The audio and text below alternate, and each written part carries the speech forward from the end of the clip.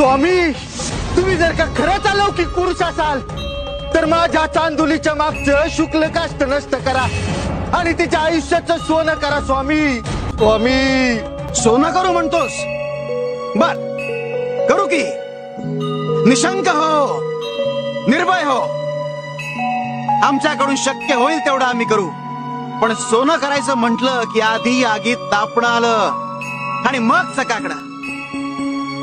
चांदुले, घेऊ नकोस, घेऊ नकोस. मी तुझ्या पाठीशी आहे, मी तुझ्या पाठीशी आहे, मी तुझ्या पाठीशी आहे, मी तुझ्या पाठीशी आहे. आपण कोण?